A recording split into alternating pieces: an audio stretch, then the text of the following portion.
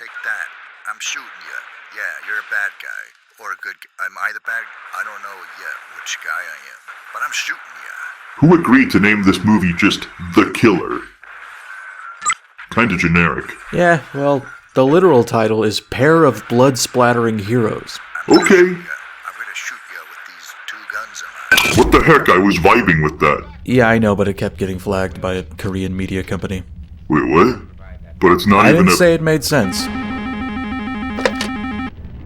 Yo, what is it? It's me, Max. I need help. Who? Detective Payne. Defective Payne? My bad, big dog. What do you need? I could use a bathroom.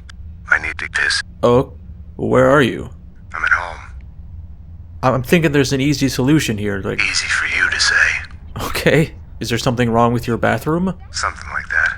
Alright, look, I empathize with your plight here, so I'm gonna help you out. Okay, thanks. What's across the street? Vinny's used car lot. Okay, perfect. They'll have a bathroom. Fine. Get down to the street. Everybody's giving me guff today. I missed the elevator. Any ideas? Well, if you wait there long enough, it comes back. Okay. Psst, hang up. Shh, hang up the phone. Shut up.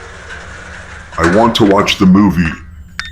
I do not care about this phone call. Okay, back in business. What next? Then you exit your building, cross the street, and enter that building. Wouldn't be able to hold on much longer. It's gonna be a long piss. I, for one, am rooting for the piss. Oh, sorry, that was a computer glitch. Making a run for it.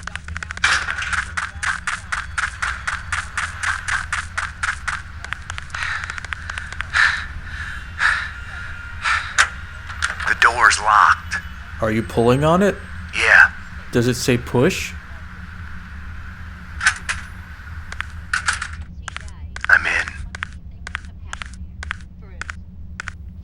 Okay, never mind. I'm kind of invested in this phone call now. Damn. Cleaners. Well, I'm sure it wouldn't be a big deal I if you... needed a gun to get past the cleaners. That seems like an overreaction. I'll take care of this. Surely he would not. Hey, no! Don't kill me! Ah! Oh, Found a body. You just found it there? Yeah. That's crazy. Anyway, I guess you can, make use of the facilities now. Gotta look around. Yeah, I'd keep an eye out for, like, a toilet. Right. If I could get to it, I could piss. Right. No luck with the door. I'm going for the second door. Locked. Running out of doors here. Locked. One last chance. Hey! I had to get creative. Fucking lunatic! No! It's all clear. what's all that racket? What's he doing now? Wisely allocating my tax dollars. Funny. Thanks. I don't think I need to be here for this part. Oh, crap. What, it hurts? Afraid so. Jesus. Do you need help or something? Holy shit! You okay in there, buddy? I feel like he's got it from here. That sounds fucked up! Hey, you didn't kill that guy, did you?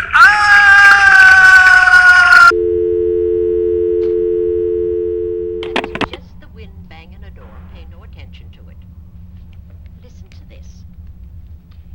One of his victims who lived for a moment after she was found described the bat as a man without a face.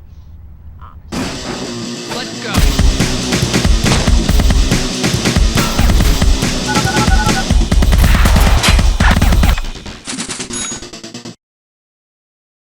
Max Payne 2, The Fall of Max Payne 2, The Fall of Max Payne 2, The Fall of Max Payne 2, The Fall of Max Payne 2 is a third-person action noir thriller, and walking into a room and getting shot in the face and ragdolling with limbs outstretched in a cartwheel-like formation simulator. It was developed by Remedy Entertainment and published by Rockstar Games for PC, PlayStation 2, and Xbox in the year 2003. The original Max Payne was produced by 3D Realms, and its console versions were ported somewhat poorly by Rockstar in November of 2001, a studio and publisher that was soaring into popularity and notoriety thanks to the release of Grand Theft Auto 3 a month prior. Only a year after the release of the near unanimously praised Max Payne, a Take-Two press release would announce the game's upcoming sequel, as well as the reason why this was coming from them and not Remedy or 3D Realms. Take-Two, the parent company of Rockstar, had bought out the Max Payne IP, including the engine used to create it and the technology around its trademark bullet time mechanic for $10 million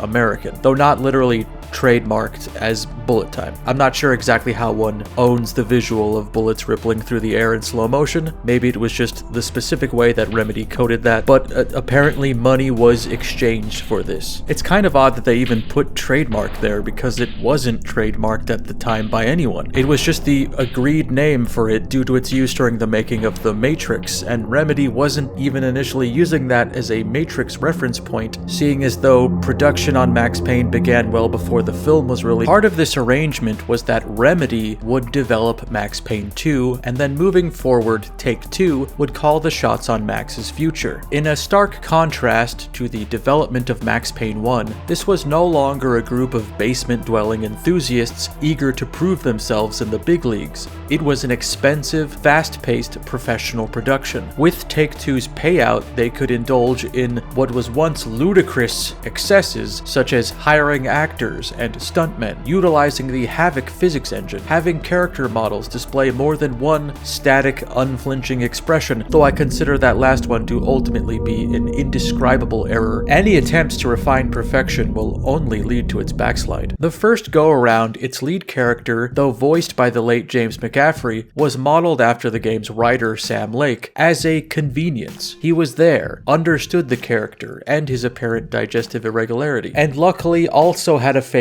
that's hard to forget no matter how much you may try. When you least expect it, when you think you're over it, in your weakest moment, there he is. There is far less of a paper trail on this game's development, given that it was released only a year and some change after its predecessor. But according to Lake, in the narrow sliver of time between these games, he studied screenwriting in some capacity at a Finnish university and wrote considerably more material for this game than the last, around 5 times as much, resulting in a script that was in excess of 600 pages. Reading this came as a bit of a surprise, as The Fall of Max Payne is considerably shorter than the original, but I suppose it could have meticulously detailed every time Max entered a room only to be domed into a rigid T-pose. On release, Max Payne 2, The Fall of Max Payne, was once again met with almost unanimous praise that seemed to dissipate rather quickly. GamePro would put Max on the cover of their January 2004 issue, cropping out Mona because,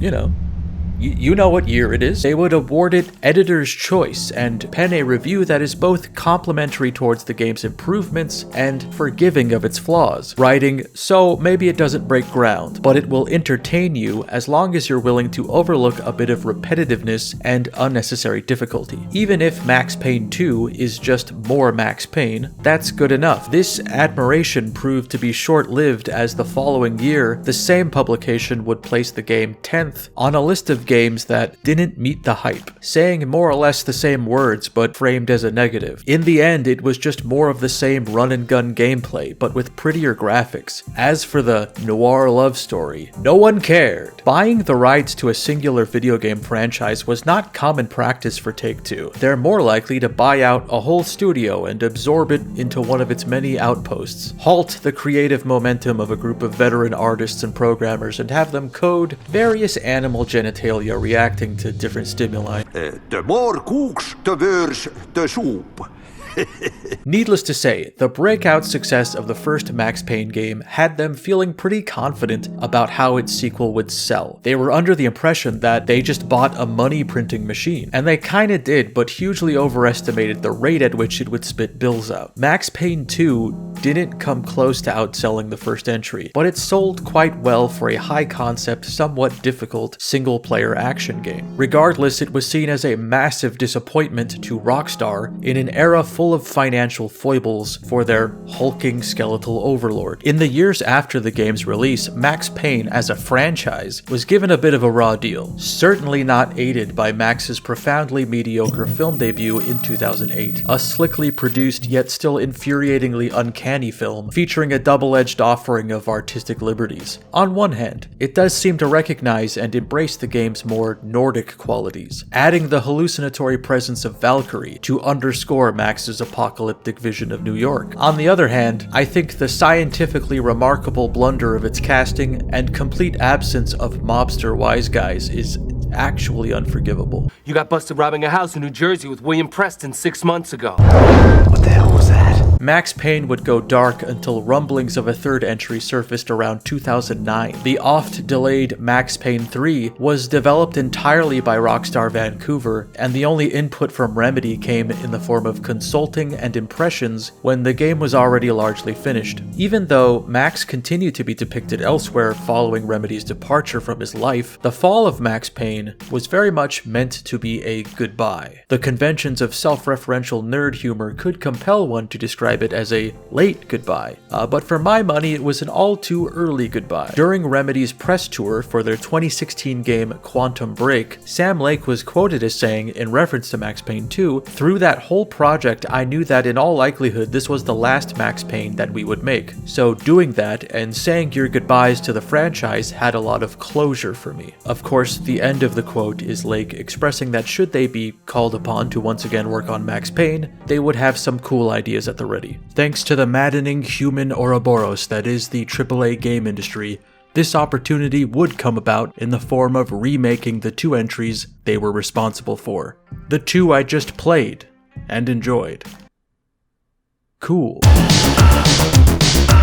Not that there was a lot of required information for jumping into Max Payne 2, but they did thoughtfully include a brief recap narrated by the titular Max Payne 2, The Fall of Max Payne, that keeps details light but highlights the important returning figures. Max was a New York City detective whose wife and child were murdered by a gang of junkies high on a synthetic hallucinogen called Valkyr. After joining the DEA, he attempted to bring all those responsible to street justice, which resulted in him being framed for the murder of his partner. What followed was a one-man war on the criminal underground. Max gunned his way up the food chain, starting with the Punchinello crime family. He chases down and clips a mob underling named Vinny Gognitti, grilling him for information about the main distributor of Valkyr. Later, he crosses paths with a Russian mobster named Vladimir Lem. He and Max form a sort of uneasy alliance, 2 dudes on opposite sides of the law but sharing much of the same goals, mainly hurting the Punchinellos and anyone involved in the drug trade. Max also meets Mona Sachs, an assassin with a twin sister in peril, while hunting down a mobster named Jack Lapino, whose crimes were numerous, but most egregious would be owning a goth nightclub, yet insisting on wearing a Tommy Bahama shirt, living in the home of Trip NYC, and denying your heritage. It's shameful, really. In the conclusion of Max Payne 1, New York senator and leader of a secret society called the Inner Circle, Alfred Woden, reveals to Max that his family was killed in order to cover up the relationship between Nicole Horn, president of a pharmaceutical corporation, and the government project that resulted in Valkyr's creation. Max's wife, an employee at the district attorney's office, seemingly by mistake happened upon a dossier detailing this project, and Horn sent a couple of V-head junkies to silence them. Nicole Horn was formerly a member of the Inner Circle, but became Woden's nemesis. That he was impotent in taking down himself because Horn is in possession of sex tapes starring Woden and a call girl named Candy. So he winds up Max and points him towards Horn. In the midst of his warpath, Max learns that Mona has been working for Horn all along, cleaning up her dealings with the mob and severing ties. Now that Max is officially on Horn's radar, she's then ordered to kill him. Only she hesitates, finding herself unable to pull the trigger due to Max's undeniable nice guy energy. Disappointed, Horn has Mona killed. Max seemingly concludes his quest for vengeance by smashing Horn's helicopter with a radio antenna as she attempts to flee. And there he stood, as satisfied as you could get now that he had run out of people to shoot. So, What's left for Max? I think he got more vengeance than one usually gets. Not only did he kill the person that actually pulled the trigger on his family, he killed their dealer, their dealer's distributor, the leader of said distributors, and the person responsible for developing the drug in question. I mean, I don't know how much more thorough you could be, vengeance-wise. So many Dinos and Frankies left this world. I feel like it's deserving of a monument. This is gonna be sensational. The first crooks at Fort Knox. Caught in the act.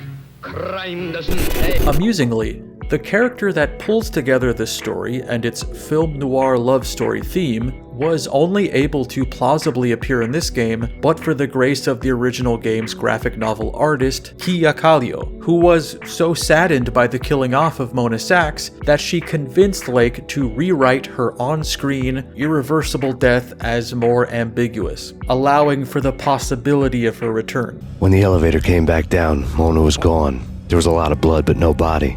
Sam Lake's leveled up writing chops immediately present themselves pretty immediately.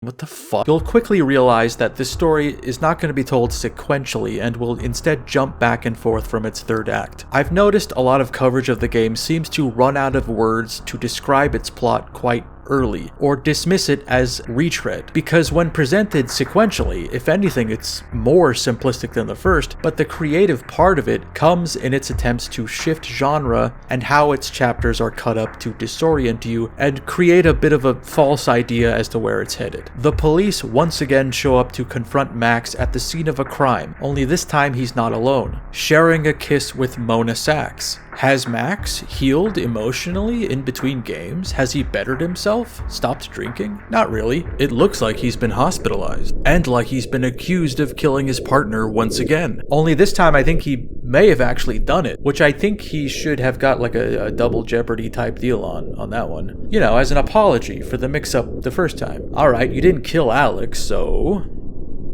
As a tree, Max stumbles out of his hospital bed and attempts to walk out the front door, but is stopped by Police Chief Jim Bravura, the man who hunted him all throughout his previous adventure. Glad to see you, Jim. Eating any good sandwiches, right? What the fuck? Max wanders into another hospital room, finding the body of Detective Winterson. We are then brought back to the previous night, and Max gives a proper introduction to this game's plot. Somehow, Max received no blowback for single-handedly dismantling the local mafia, and a ring of corrupt cops, and a secret military operation through one obscenely violent act of vigilantism. But this is far from a deus ex, as this was the arrangement, part of his deal with Woden. He pulled enough strings that Max got the punishment all cops get when they do something wrong publicly.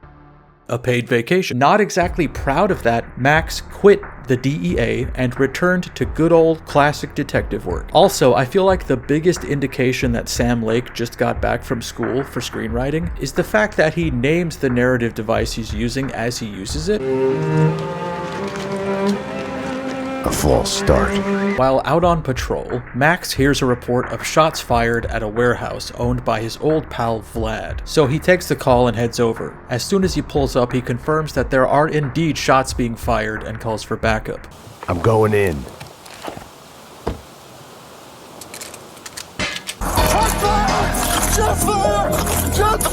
At the start of the first proper level, this game makes it abundantly clear that it hasn't lost its fascination with meta humor and pop culture parody, as Max mistakes a TV for criminals to gun down. Our first taste of Dick, Justice, a 70s style blaxploitation send-up of Max Payne 1, that provides possibly the funniest joke in the whole franchise. The rain was coming down like all the angels in heaven had decided to take a piss at the same time. In a situation like mine, you can only think in metaphors. Eventually, Max finds a cleaning guy in a jumpsuit and questions him about the shooting. The guy claims that there is a gun workshop upstairs and nothing shady is going on. Take me there. Move. Sure, officer, if that's what you want. You know, officer, you cops... Herb's disguise didn't fool me. He was leading me into a trap. Oh shit. Am I good at this? More goons masquerading as cleaners come out of the woodwork as Max finds his way to this gun workshop. Inside, two cleaners are about to execute a woman named Annie that claims to work for Vlad. But thankfully, these guys don't know who they're fucking with. And Max... My man's a fucking Terminator until he has to save a woman. So I got a piece of banana bread. As Max's backup arrives, the cleaners attempt to make their exit when he runs into Mona, who guns down a few of them before once again disappearing behind a set of elevator doors. A group of them manage to get away, nearly running over Max, who is saved by Winterson, the only new character in this game, I think. What follows is a scene that we were robbed of in the first game, seeing as Max was pretty immediately made a fugitive. The classic getting chewed out by the chief scene. You're a loose cannon, Max. You make me eat hamburger. I eat too much hamburger. Now get out of here, big talking burger. Burger. Max and Winterson discuss the events at the warehouse with Bravura, who finds the implications too complicated to deal with, so he gives the case to Max, and a more high-profile case to Winterson, the murder of a senator named Sebastian Gate. Winterson is kind of a frustrating character because she's propped up as what Max would be if he wasn't all fucked up inside. She's, as Max puts it, the ideal, the super cop. She can deal with the toughest cases without an Uzi in each hand. If that wasn't enough, she's also a single mother to a blind kid, so it's not like she hasn't had a lot to deal with as well. Still though, like, whatever, like, she wouldn't understand what we're going through, man. Us dudes. She wouldn't get, like, freaking walk into the Little Caesars trying to get that pretzel crust pizza and they don't have it no more, and you're like, God damn. An eyewitness to Gates's murder gave the killer's description to a sketch artist, and it's a dead ringer for Mona, and thus begins Max's first step back into old hard-boiled habits. He keeps the fact that he saw Mona there to himself. Seeing as Annie's answering machine had a message from Max's old pal Vlad implying a relationship, Max feels he should pay a visit to his restaurant, Vodka, and bear the bad news of his girlfriend's death. He arrives to find the place already under siege by Vinny Gognitti, who, like Vlad, filled a power vacuum left by the Mafia massacre Max conducted in the previous game. With the Punchinello crime family's numbers demolished, Vinny must have been the highest ranking member left that could step up as the unnamed boss's right-hand man, even if he was one of the last rungs on that ladder. Vlad took the place of Jack Lupino and is actively painting over the pentagrams and bloodstains that used to decorate the Ragnarok nightclub. One of my favorite things about Max Payne 2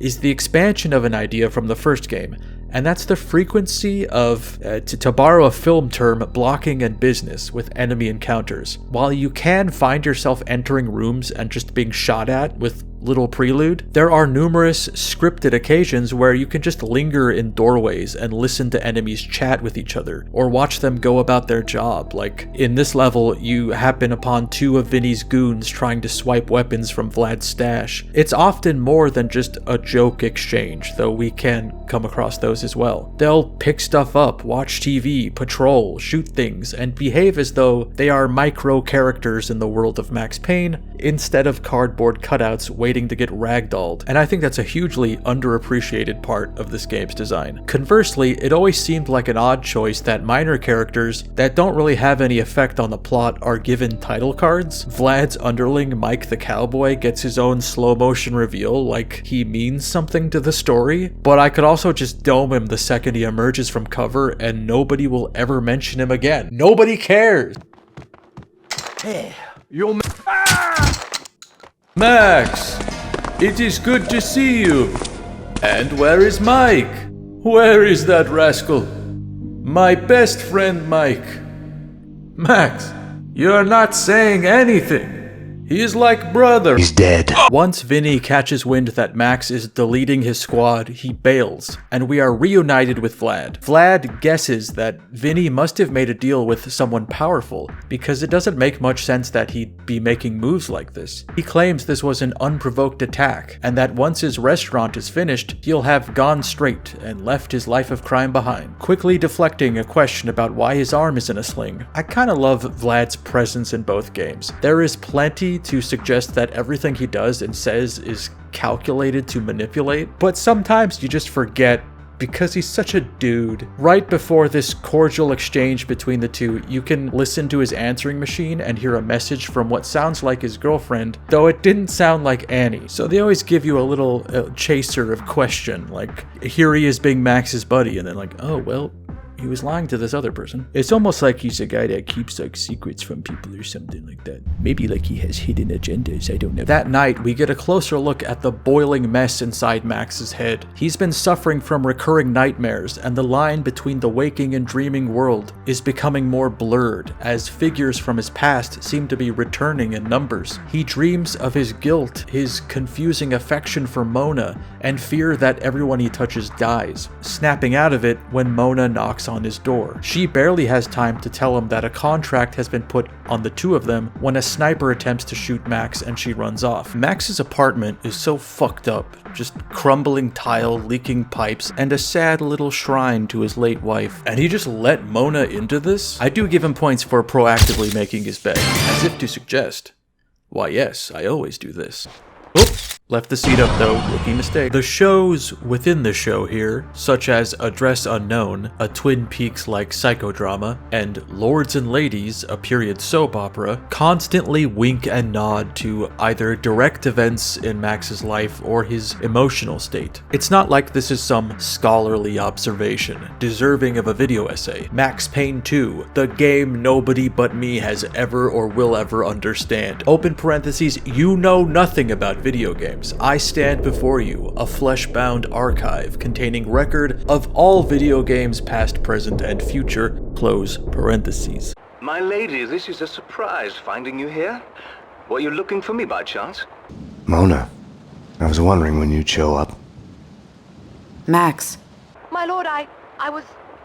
Oh, this is so difficult. You are in danger. My lady? My lord, I came to see you, but now that I am here, I can see that this was a dreadful mistake. They found me. This was a mistake. My lord, please, forgive me. My lady! Wait, Mona! It's pretty upfront with what it's doing. Max's internal turmoil projected everywhere he goes. Even the children's drawings pinned to the wall in the hospital tell a simplified cave painting version of Max's life. Do you get that? Would it help if we made them stick figures? Little baby? On his way to the sniper's perch, he once again finds a squad of goons clad in cleaners' uniforms. Once inside, he realizes that they've been spying on him for months, peeking through the slats of his Venetian blinds at his most private moments, cataloging his comings and goings. Okay, I know I said the rain like piss line was the funniest line in the franchise, but I would like to amend that to the reel-to-reel recording of Max's phone calls. The first is obviously the call he just made to Winterson about the sniper, but before passing out on his couch, he apparently called a phone sex hotline just to talk with someone. It's just about the most beautifully pathetic thing I've seen a video game protagonist do. Killing them all only made it worse. It didn't bring them back. Hey, what are you, some kind of weirdo? Sorry. This also displays how much more James McCaffrey had to bring to this role. There's a lot of other shades of Max covered in this one. In a later nightmare sequence, we see a series of prison cells with various iterations of Max that each require a different but equally big performance. It's a lot of fun. Later, Max truthfully reports to Bravura about Vlad, Gognitti, and the unknown group dressed as cleaners, but again leaves out Mona's involvement. He calls her and arranges to meet her at her hideout, inside an abandoned theme park based on Address Unknown. Compared to the first game, the graphic novel cutscenes are much more dense, often depicting more than two characters info-dumping back and forth. They find time to emphasize things just for fun, like Bravura's constant antacid abuse, but also things that are planting seeds for later reveals and misdirections, such as Winterson repeatedly getting calls from her boyfriend and looking real nervous each time, and Vlad's mysterious injured arm. Now that Remedy doesn't need them to be in graphic novel form, and is keeping them mostly for consistency, they can be used to depict more complex emotions and subtle strokes. Keeping them was absolutely the right call in my opinion. While I see plenty to appreciate about Max Max Payne 3, the omission of these severely divorces it from the continuity of the previous two. That's not to say that Max Payne 2 doesn't extend this consideration to the in-game moments. I've always found this next level interesting because it's one of the two longer sequences in which you just walk around looking at stuff and listening to Max's musings. It's all character examination, gratuitously diving into the game's more meta and self-aware impulses, comparing his journey to a funhouse, and knowingly or unknowingly commenting on the game's design itself, the linear sequence of scares, and its illusion of free will. When entertainment turns to a surreal reflection of your life, you're a lucky man if you can laugh at the joke. Luck and I weren't on speaking terms. Or maybe the place was just too lame to be funny. All of this is housed in a love letter to a cancelled 90s TV show that would be revived a decade later. These are layered big swings, comedically cerebral ideas to cram into a click-on-heads game that is already meant to be an homage to film noir. The endless supply of memorable quotables and gravely serious performances deftly carry it all. I'll occasionally think, is this too much? Has it gone too far? And then Max describes the death of Mona's twin sister as schizophrenia in reverse. And it's almost like it's so over the top that I'm lightheaded from the altitude, and everything just seems cool or whatever. Are we playing a video game? Where am I? If you would like to experience the rest of this game on your own, feel free to skip to this time, where I will summarize my feelings on its plot. Or you could keep watching, awarding me much needed fractions of pennies, provided this video remains non-age restricted. If it does not, I have no thoughts about what you do. I see you're watching another one of these Jonathan Wu films, also with the creative title. Well, the literal title for Hardboiled is actually Hot-Handed God of Cops. Damn. Pretty good. Yeah. Is this proving to be relevant to your research? I mean, I guess there's like a bunch of guys with jumpsuits that are not what they seem. Like, it's flimsy, but there's something there. Oh yeah.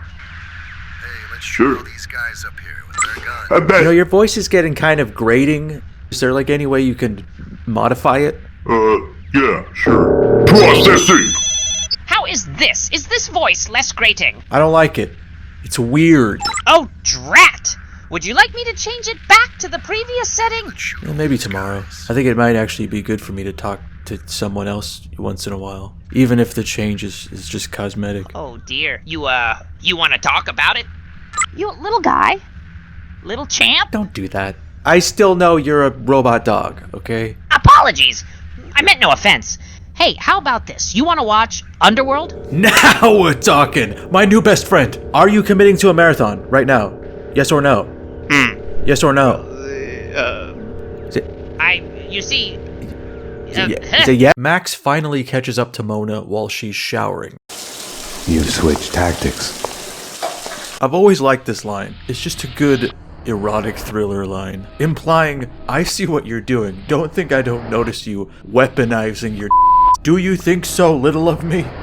They talk briefly, and she elaborates on the hit out on both of them. Apparently, the inner circle is cleaning up anyone that knows of their existence, and she has a contact inside named Corcoran that can prove this. Knowing there was probably some truth here, but not a lot, Max decides to follow the lead anyways. They drive to a high-rise apartment building, but find the cleaners already there, laying waste to the place. Not wanting her to complicate the case further, Max has her stay downstairs at the security desk while he goes up to the room with her source, but they stay in contact over a headset. I don't know why that detail always bothered me. For whatever reason, teenage me found the sight of Max Payne wearing a free-floating headset not dissimilar to the one I would wear while playing World of Warcraft sort of uncanny. Looking like at any moment he could tell Mona about how his mom bought him EverQuest 2 at a yard sale after fighting through a veritable army of cleaners, as well as Kaufman, the much-hyped head cleaner. Again, this choice always intrigued me.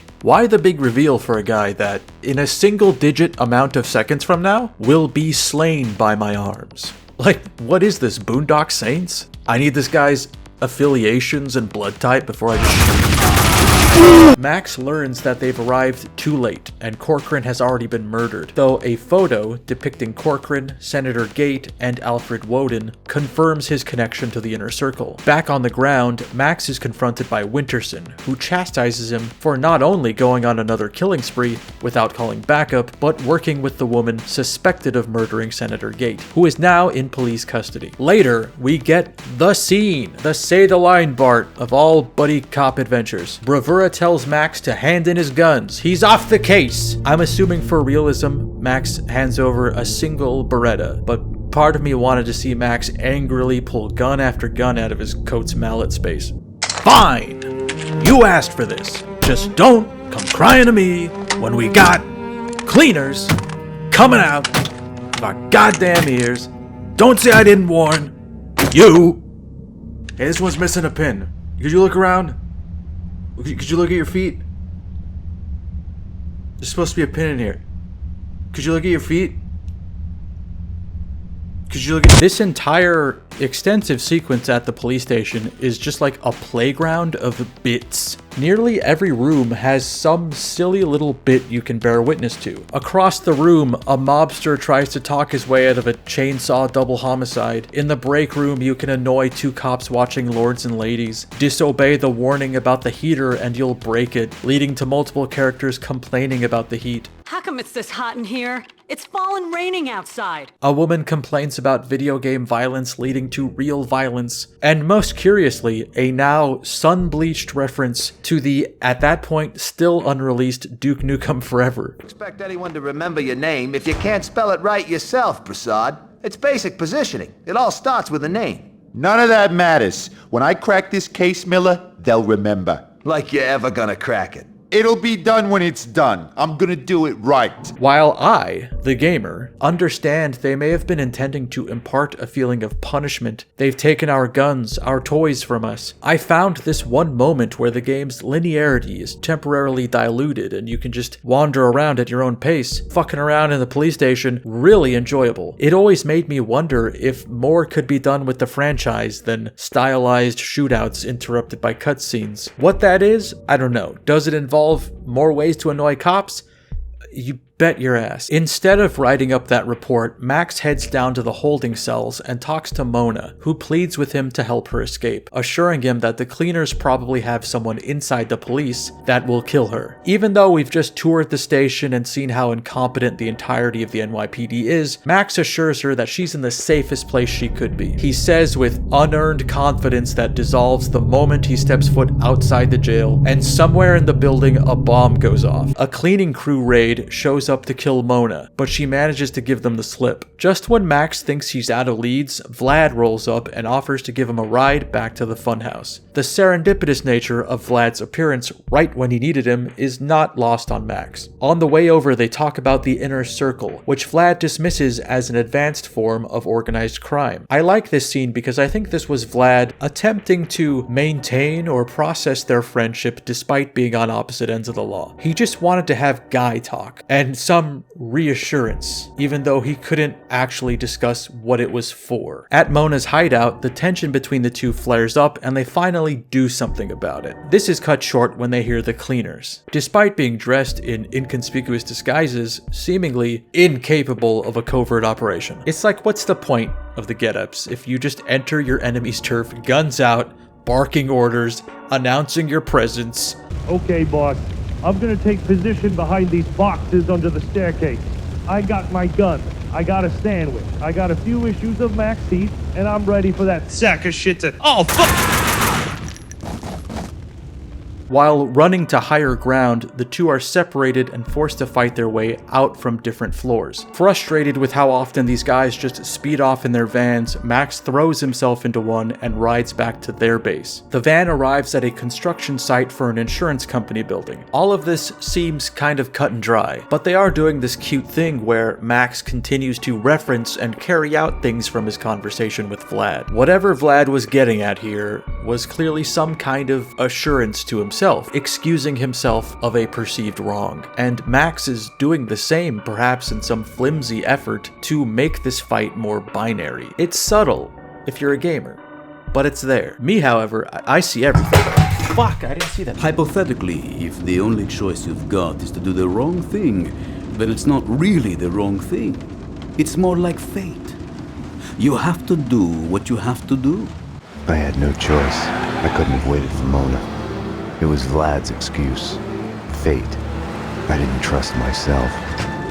Call it my Trojan horse. I thought of Vlad's Trojan horse. In the upper levels of the building, the cleaners have removed their work suits and traded them for militaristic special forces get-ups, black on black. Max finds a room full of body bags and evidence that, were we doing this right, we'd be concerned about. And since this game is like a road to redemption, he does feebly try to convince Mona to call the police, but she refuses. It's still a stark contrast to Vengeance Max, who famously didn't give a fuck about evidence.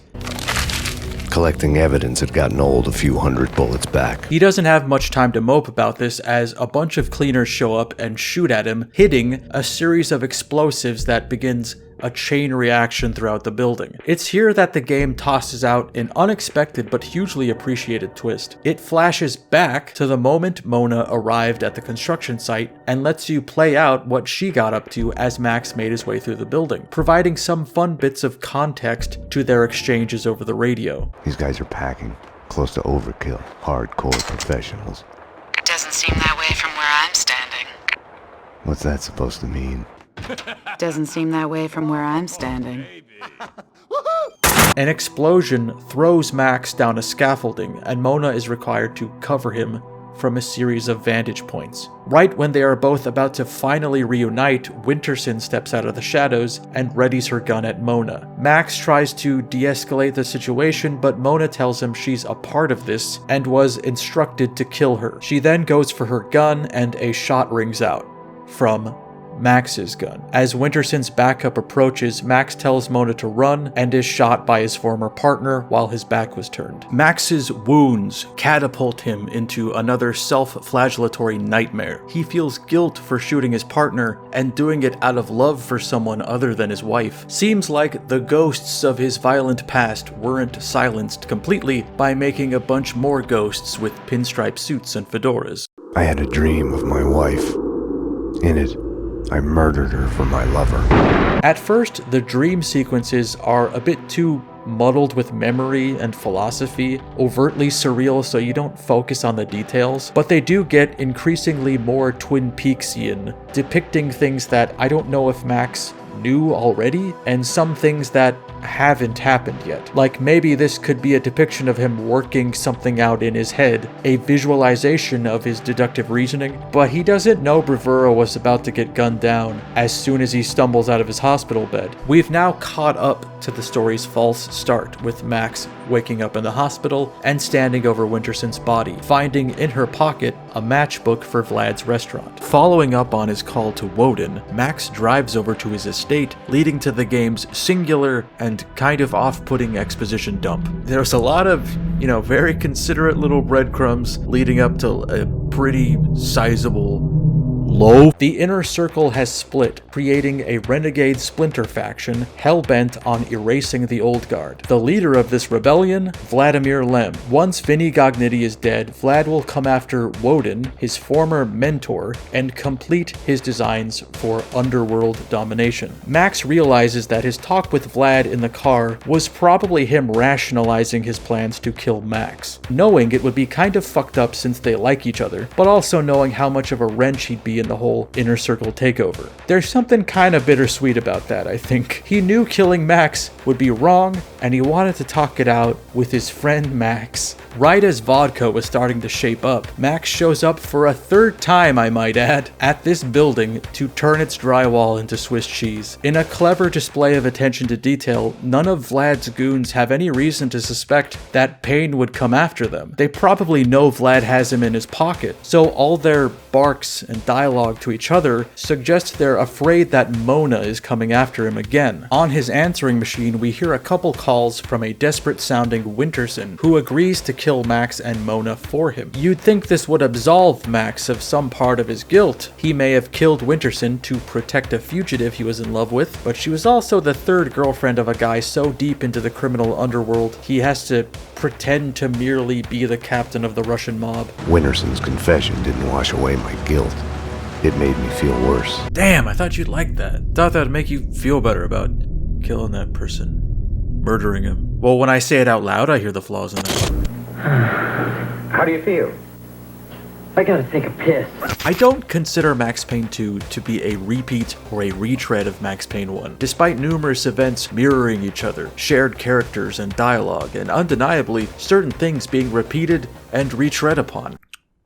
It gazes back at the previous game's events with a harsh clarity. Things are complicated now, but maybe they always were and always will be. Maybe people that claimed to be on my side then were always using me in some proxy war between old white guys. Maybe not every choice hinges on me, the gun, and the crook. It's looking more like it's me, the gun, the crook, the Illuminati Hydra, the unaddressed grief, the drinking problem, the fear of intimacy, and the I gotta sit down! I like this next level, shamefully, because it's full of the most references to Max Payne 1. It's the only level set in a grimy, disgusting, greasy, dilapidated part of town. I think it may actually be where part of the first game is set, because there's a sign for Roscoe Street, and I can point at my screen for that. I've been to that station! Next stop, Roscoe Street Station. Oh, also, is this something?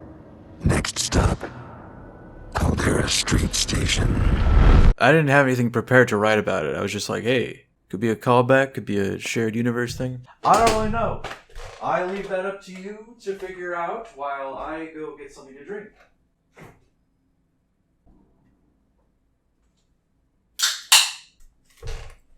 You figure it out? Before Max can make it to Vinny's house, a bunch of his guys shoot up his van, thinking he's more cleaner reinforcements. So he has to make his way through this slum in the midst of a war between Vinny and Vlad's forces. You can also pass by a Valkyr tag, which Max explains only remain in the city's worst neighborhoods, where I wish the majority of this game was set. Amusingly, Max is not really part of this fight, but still an enemy to the cleaners. When you happen upon a gang of Vinny's guys, they don't know who Max is, and you can temporarily team up with them. I mean, you're just a guy in a leather coat, that's kind of their uniform anyways. If you manage to keep them alive up to a certain point, you link up with another mobster that is puzzled as to why his buddies are hanging out with Payne. You'd think he'd attempt this more often, given all that time he spent undercover, working for the DEA. The second his cover is somewhat compromised, he breaks. Didn't even attempt an accent. I didn't hear a single forget about it from this guy. Max finds Vinny at his garage, wearing the Captain Baseball Bat Boy costume, which has been rigged to explode should he attempt to take it off. It's only now that I recognize that Vinny willingly put this on. For some reason, I instinctively read this as Vlad having forced him into the suit, but they haven't had any kind of confrontation yet, and his guys are on their way to kill him. This is why Vlad referred to the suit as his Trojan horse. He knew that Vinny was such an obsessive fan of this cartoon that he couldn't resist putting the costume on. Hey, lots of tough guys are into this stuff. Frankie was into this Oh stuff. shit, a Frankie the Bat Niagara shout out? God, I'm such a sucker for callbacks. It's not my fault all the incidental Max Payne characters had such memorable names. I don't remember a goddamn thing about Rico Muerte, but I do remember him getting blown away, dying, getting shot. What a gun. Out of friends, Max agrees to help him if it in any way disrupts Vlad's plans. Despite Vinny's protests that Mona is just as bad as Vlad, Max drives him over to her place to see if she can disarm the bomb, and upon entering the funhouse is immediately greeted by Vlad, brandishing the detonator. There's a slight time jump as we shift perspective to Mona once again. She's just arrived to see an explosion, followed by a bunch of cleaner vans racing off. She dives into the flames to try and find Max, first finding the smoldering remains of Vinny Gognitti, and then Max with a bullet in his head. Something kind of prophetic, or really just reflective of a pattern of behavior we see from Mona, is that the moment she sees Max injured, she drops her gun to the floor and runs to him, and they kind of linger on that as if to suggest that Max is a weakness to her. Her affection for him makes her vulnerable. Or maybe her hands were just sweaty. Or it could be the emotional shit I just said. I don't know. I don't actually know what I'm doing. Back a few minutes, Max is held at gunpoint by Vlad, who points out the irony that Max fell in love with Mona considering she works for Woden, the man indirectly responsible for his family's death. This whole time, she's known what she knows because she was defending Woden's half of the fractured inner circle. Back in Max Payne 1 times, Woden was the one who sent the Project Valhalla dossier to the district attorney, the experiment that would lead to Valkyr's creation, a file that would land right on the desk of Max's late wife. Of course, Mona wasn't working for Woden at the time, she was working for Horn, another one of his enemies, but also linked to the chain of events that would lead to the death of Max's wife and child. But that would have been a touch too complicated to clarify, so this works. Either way, Max, that lady you like, not very trustworthy. Vlad expresses a faint measure of remorse in having to kill Max. He doesn't want to, but he knows that Max is incapable of ever letting his past go. So he shoots him. Not with this Desert Eagle, but with the secret gun he had strapped to his wrist by the looks of it. Vlad had the whole pocket dimension reload system that Mila Jovovich had in Ultraviolet. In a nightmare, Max chases after a double of himself through elongated hallways, seeing surreal snippets of memory along the way. Hey, it's this guy! Again, Max bears witness to some things he wouldn't have known about because it happened after he was shot and left in a pool of blood, or it happened before he even got involved in the case. Vlad toys with Vinny by promising to remove the bomb if he can correctly answer a series of trivia questions about his favorite cartoon. Of course, he trips up on a question with confusing wording and is blown up. I'm conflicted by Vinny's death. On one hand, he was completely unlikable, pathetic, annoying, and a Funko Pop collector. On the other hand, he did die, which was nice of him. On another TV, we see why Mona was made to say, "You're nothing but a one-armed bandit" in the lineup. It's what she said to Vlad after he attempted to get her to join his rebellion. Max is tapped into the same precognitive spiritual world as Dale Cooper, but he's too depressed to examine that or say anything about it. He can't even tell Mona he thinks she's hot. Because, I don't know, he thinks the ghost of his dead wife will wag her finger at him. Communication is key, Max. I know this, and I'm a gamer. Well, I've heard of that before. In a game. Winterson's involvement in this story is really interesting to me, because so much work is done to subtly foreshadow her connection to Vlad. Pairing that with plausible reasons, it could just be a red herring. But the game moves so quickly that you don't get a lot of time to sit and ponder that. With hindsight, we know that she was pushing a witness to pick Mona out of a lineup, having her repeat the phrase she said to Vlad after shooting him, a phrase that it wouldn't make a whole lot of sense for her to know unless she spoke to Vlad. If you linger in the room after the lineup, the witness is relieved to talk to someone that actually wants to hear what he has to say. The place was crawling with guys in gray overalls. They sure as hell weren't cleaning the place, but she wasn't too keen on listening to me. Accusing the men in jumpsuits as the real culprits. It's hard to say who was out to kill who, but the chick I just fingered and the men in jumpsuits... Wait, you did what with my... It's solid writing is all I'm saying. Winterson has a public and private reason to want Mona behind bars. Somehow, Max is still alive, and Mona walks him out of the burning funhouse. He wants to go to Woden's. She points out that this isn't even his fight, and said like someone who is being animated primarily on the power of guilt, he admits that he doesn't care if he dies. Everybody betray me. And I fed up with this war. Hitting some kind of emotional rock bottom, Max determines that Vlad's fatalistic outlook was correct. We make the choices we make, and it only plays out one way, a straight line. It's only when we feel remorse or guilt that we look back at the other options that were there. We're all just food delivery robots on God's craggy wet sidewalk. It was only on my second playthrough that I noticed Max compares the forks in the road we can't see in the moment to the branches of a bonsai tree, when earlier in the game, Max swipes a bonsai tree off Rivera's desk after being suspended, perhaps notating the moment he unknowingly chose his path by siding with Mona instead of the Force, or perhaps simply being the easiest target for one looking to disrespect their surroundings. A betrayal of prophecy. Fuck that tree! I don't know why this quick cut to a low poly version of The Kiss by Rodin made me laugh. Maybe because I know how much thought was put into split-second visuals like this. I'm sure there was some highly thought-out parallel to like a doomed love affair at the gates of hell. But all I could think about was Max being like, hey Mona, maybe these two had the right idea, you know what I mean? The two split up and look for either Vlad or Woden. On a CCTV monitor, Max sees that Woden's bodyguards have turned coat and are now working for Vlad. He drops the second to last, dearest of all my friends. Clay, dearest of all my friends. Which has gotta really hurt Max. It's almost like he just says that to everyone. Like it means nothing. Like I'm quite literally not dearest of all his friends. I will say, I really like the way Vlad is written. He's not outwardly evil for evil's sake. He's manipulative and charismatic, and thus knows how to get people in on his crusade, which is, judging by a message left for Woden, the crusade of a jilted surrogate son. Somewhere down the line, Vlad came to resent his mentor, and felt as though he would never be truly respected by him. I think part of Max didn't want to believe what Vlad had said about Mona's allegiance to Woden, but the fact that she knew the secret trigger to access his panic room says otherwise.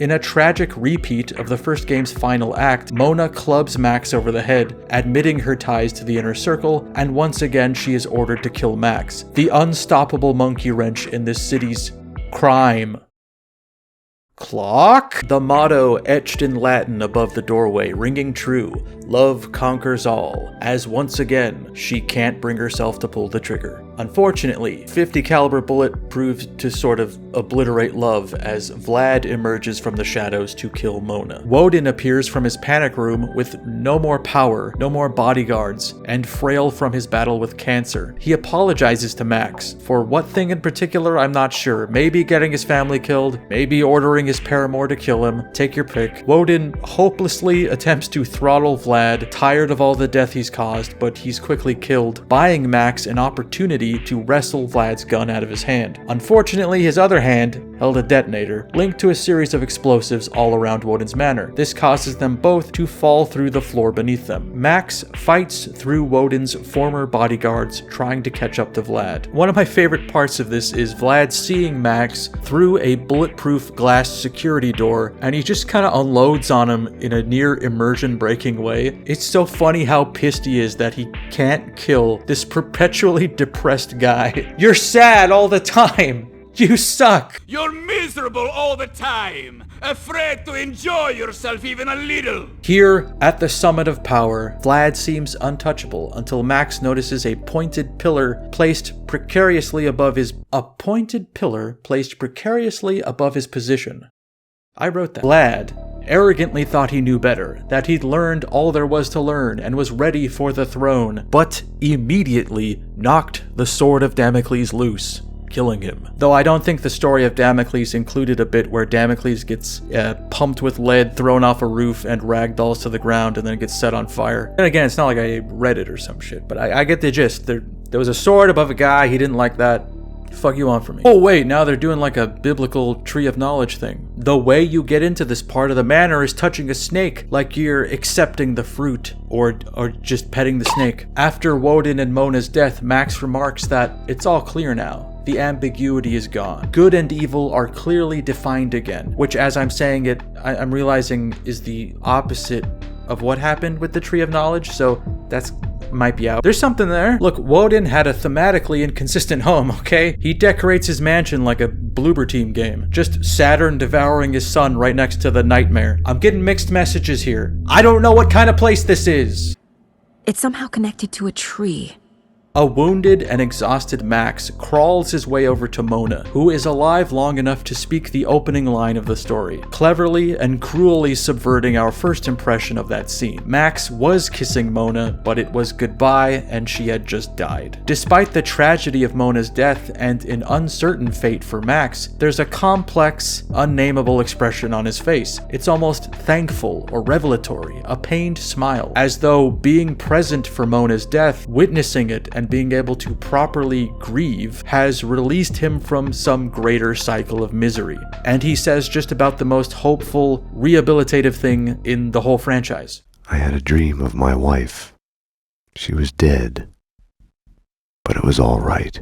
It's a beautiful send-off for Max Payne, and it reads that way. It reads like this is the conclusion of Max's pain. Not that he won't continue to feel hurt from the events of both games, but that it's no longer an obsession, a death wish. Unless you play the game through on its hardest difficulty and Mona doesn't die, then it seems almost patronizing, as though someone turned off Old Yeller before the ending and yelled, "The end!" It's such a tightly wound bow on the character that were a second party to come in and write a follow-up, it would need to be predicated on, and then something else happened. In the first game, Max refers to Vlad as one of those old-time gangsters that still has a shred of honor. And to some degree, I think that was still the case. But like Max, he's also suffering from an identity crisis due to the late-stage daddy issues imparted to him by Alfred Woden. Vodka might have been a big hit. He could have just pivoted, and he had a million opportunities to kill Max. He had a round-the-clock monitoring station on him, but he didn't. Instead, he tried to throw him off his scent, pin everything on Vinny, even sacrificing one of his girlfriends to do so, attempting to maintain this facade of cuddly, wise guy respect. Keep his hands clean. It's not like I'm a murderer. I just, I know a guy. Who knows a guy? Hey, we're just two guys talking. I mean, his personal army was quite literally a fake cleaning company. And despite his infidelity, he does seem genuinely pissed off that Max killed Winterson. Besides,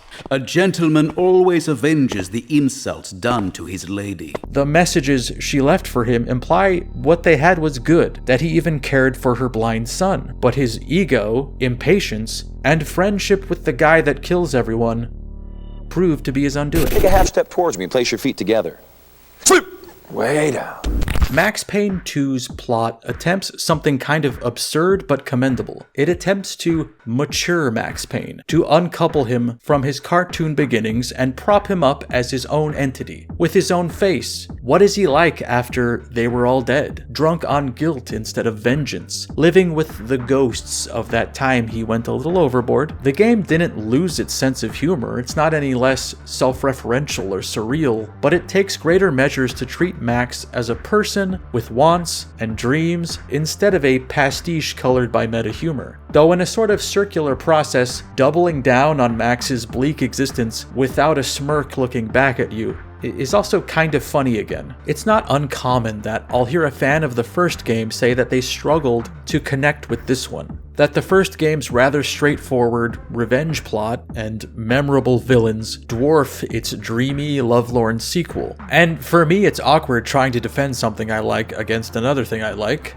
and I understand wanting another one, and in some regard being denied another one. But I'm also a contrarian half the time and don't need to hold consistent beliefs, so a surface level, half-interested glance at the fall of Max Payne could have you leaving with the feeling of it being more of the same, but it isn't that, and it so easily could have been. The idea of following up Max's self-destructive quest for vengeance with, well, what if he fell in love, is the thinking of a filmhead creative type that's unsatisfied, repeating themselves. Turns out, Max isn't just a turret on legs, dispensing bullets and badass one-liners. If I ignore that Rockstar decided he still very much is that. In Remedy's continuity, he was, but now he doesn't really know what he is. He doesn't strike me as a guy that thought he was going to make it out of that first game without a headstone or at the very least handcuffs. Now he's alive, but, well, his family is still dead, and shocker, he didn't actually process that. He hid from it. I didn't want to think about it. As long as I didn't, it could never happen. Snapping out of his denial when characters from his past start resurfacing. I don't know if it's a better script, but I think it's certainly a smarter one that wants to play around with different forms of storytelling, have its philosophical musings pay off in tangible ways, mix up the timeline, muddle what's real and what ain't, switch perspectives, let Max wander around and chat with NPCs. No one's driving me out of my... Hell, two of the most memorable parts of the game don't even have any combat sequences. This can manifest as a challenge to some, as annoying even. Things are easier to process when there's two clearly defined sides. Everything that started out as black and white. Somewhere down the road, the line went blurry. The Max in this game is just a broken man that makes bad calls, that doesn't always say the coolest fucking thing he could say at the perfect moment. For me, the things I have to play back, examine further, and think about are things that wind up being special to me. The first game had this charming habit of throwing in various bits of Norse mythology with every pulpy idea and the kitchen sink into its narrative, but this one settles on a handful of very deliberate motifs. The most effective to me being the beautifully simple idea of the whole, and Max, austere, rigid, veiny, climbing out of one and falling into it, back and forth. It's a love story to its core. This game also valiantly attempts to make new audiences as comfortable as possible, slyly slipping in natural-feeling explainers and reminders for some of the knots in its red string conspiracy board. Still, there's plenty of names and factions that will slip through your fingers if you're not hooked, even with the considerate little previously on cutscene provided. You don't particularly need to play the first game in order to understand this one, but you probably should because, well, it's a better game, but you'll miss out on all the cute callbacks to it. You'll have nothing to point at your screen about. It does kind of bum me out that while the story deals with a more depressed Max, that routinely fails in his attempts to dig up the gritty, hyper-realistic depiction of New York, in part as a result of the graphic upgrades, seems cleaner, but not just physically. Max's journey doesn't really take him through the same rain-slick alleys lit by trash can fires, or through condemned buildings full of twitching attics and makeshift smut studios. Instead, we get areas like a warehouse, an apartment building, and a construction site. The action B-movie greatest hits. You know an action film is doing the best with what it's got when you set a shootout in the box factory. It's not like you couldn't filthy up these locations either. This is still New York, and there ain't a single goddamn rat in this whole game. It's as though you set your game on a sandy beach and forgot the sand. There's plenty to inform this change in scenery given that it's a love story concerning a criminal enterprise that operates out of opulent mansions and classy restaurants and not dark alleys. Max and his enemies are making different but equally ineffective bids at moving on, be that from experiencing a trauma or inflicting some. The emotional equivalent of painting over a crack in a load-bearing pillar. But the truth is, little has changed. Mona, looking good. Max, we gotta stop meeting like this. Mona?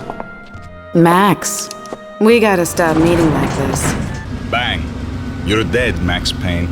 Bang. You're dead, Max Payne. They were all dead. What the hell went on in here? They are all dead. The American dream come true. It is almost morning, waking up from the American dream. But I just love filth. I know it. I'm like fucking stinky. While the core gameplay loop of Max Payne is largely unchanged, there's a lot of different things happening under the hood. Little tweaks that mean a lot moment to moment. Much of its appeal still comes from the ballet of gunfights, diving through the air and taking out groups of mobsters in a highly stylized dance of mayhem, and the ever-present threat that one could simply turn a corner and be vaporized like a child with an airsoft pistol. Let's do this!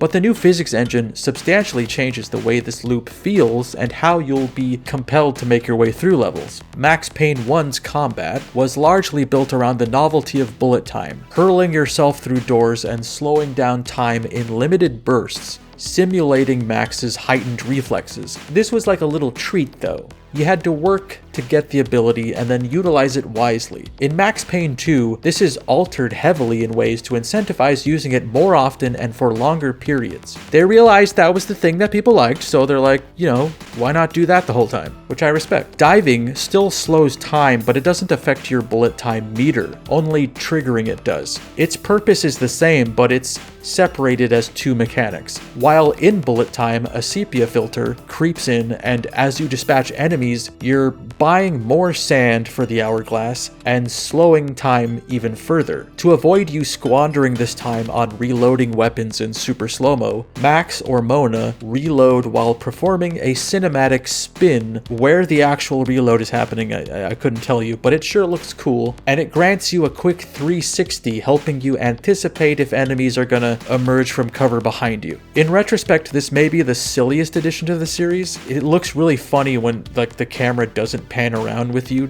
during that spin, but things that exist from the purity of rule of cool are special to me, should be protected. In a hypothetical third game that never was to be, I would have loved to see this expanded on. It would be fucking so totally sick, dude, if they included like incidental reload animations, freezing time completely to marvel at something absurd like a Mortal Kombat X-ray. But it's Max, you know, throwing 2 mags in the air and slamming his guns down on him, then just immediately eating shit. Both games have a lot of that, doing something insanely badass and then just getting blasted while you're trying to pick yourself up off the ground. Cover me! Somewhat mitigating and somewhat encouraging this is the added tweak that once you hit the floor, you can just remain firing until your guns are empty. Playing as Mona is mechanically the same, but stylized differently. She has her own set of acrobatic flourishes on her movements. The sequences where you play as her are doubly interesting because according to an interview Sam Lake did with Games Radar, this game technically never leaves Max's head. So even when you're playing as Mona, you're not hearing what she's thinking. We're continuing to hear Max's thoughts, which are something to the effect of, I don't know what Mona got up to. So all of the time you spend playing Mona is technically what Max thinks Mona did. He just thinks she can cartwheel and backflip around. She's the ultimate fucking girl boss because that's what she is in Max's head. And I think that's kind of sweet. Remedy has said that were there time, they would have included levels for each of the main characters, allowing us to play as Vinny and Vlad, filtered through Max's interpretation of them. This has me dreaming of a chapter where we embody Vinny as a sniveling worm, trying to avoid the heavy footfalls of Max's boots. Pressing X makes Vinny shriek out canned phrases like, "Payne!" and "What are you doing?" I much preferred the difficulty of the 2 unlockable game modes that do away with its adaptive difficulty, that attempts to balance the game based on your performance. Hard-boiled and Dead on Arrival require you to replay rooms over and over and work out the perfect run, which is how I feel a Max Payne game should function. I want everyone to be made of the same glass as me, though even on its normal difficulty I found myself reloading bits of levels over and over again just because I had found some entertaining thing to do, some bit of physics to experiment with. It's something we take for granted now, but I can't tell you how blown away I was by this game's physics. And I love that right on its face, you can tell the developers were just as amused, setting up obvious piles of boxes, chairs, bottles, and junk for enemies to collapse into. It was so realistic. See, this is exactly how this would happen on a planet with a different gravitational field. I have a theory that this fascination with ragdolls and flying debris seems to govern level design entirely. It simply can't be a coincidence that so much of the environments you'll be running through are networks of scaffolding, catwalks, stairwells, a lot of inclines and balconies, perfect for bodies and objects to tumble down. It's so endearing how much they love this game's physics and how much clutter there is. Just trash placed in your way, hoping you'll bump into it. Why is this board balanced precariously on this drum? You know why. Ooh, look. It's gonna. That's similar to what it might have done in real life. Sometimes you see what they were hoping you'd trigger, but the unpredictable nature of it all subverts it.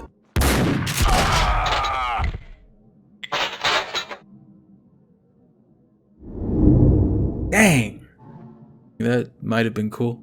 If he had hit that. Enemies will also take cover behind stacks of objects like chairs or boxes that would make terrible cover in a real firefight. And to be fair, they still make for terrible cover. So I guess I couldn't rightly criticize the enemy AI so much as the overzealous need for every moment to show off how cool Havoc Engine is. I've always had a bit of a contested affinity for the kill cams. When you take out the last enemy in a group, sometimes they are very funny, and I do find myself save scumming coming to try and facilitate the funniest death possible. A lot of times, the rotating camera just gets caught up on some bit of the environment, and my enemy's spectacular demise results in a spectacular close-up of their which is only funny for so long. Narratively, I'm bugged that we often return to areas we've already been to. As much as I love the funhouse level, we go there 3 times, when one of those times could have been a place I would have loved to see Max visit, like therapy. A speed dating event. I just want him to get better, but I criticize it while admitting it's usually done with a well-considered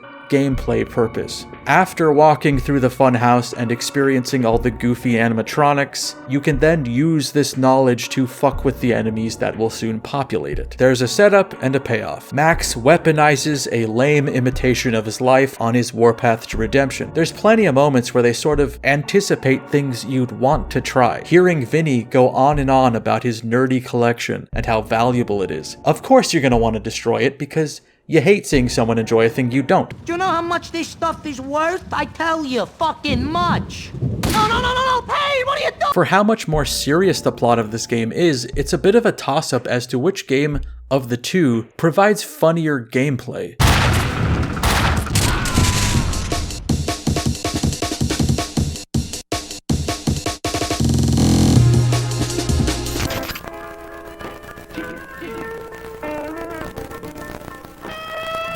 There's another interview with Sam Lake that I just remembered that I can't find. So, look, everything I'm saying could be a lie, so what does it matter if I don't cite my sources here? I'm pretty certain I read somewhere Sam Lake saying this, but he was explaining why the Max Payne games are so funny, and he said something to the effect of, whenever you give someone a controller, funny things happen.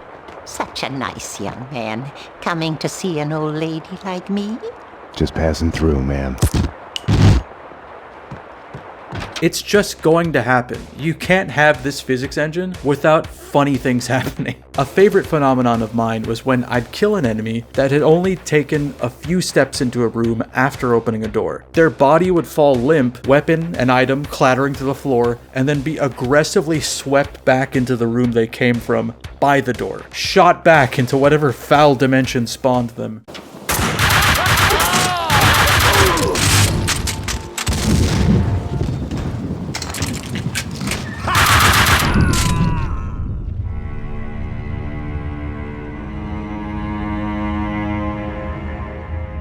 You can also jump into the door after they open it and knock them on their ass, allowing you to take them down in the same embarrassing manner you've probably experienced innumerable times. Cover me! Incidentally, I would not suggest attempting this maneuver in the original Max Payne. Physics did not favor Max's original incarnation.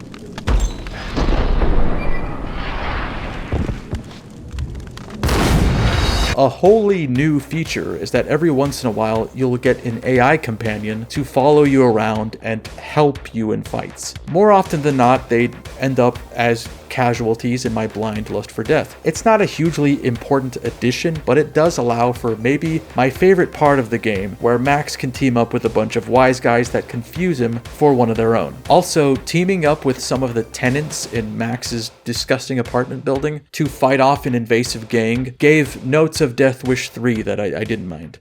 Wild, baby. I'm your man. In your dreams, Juicehead.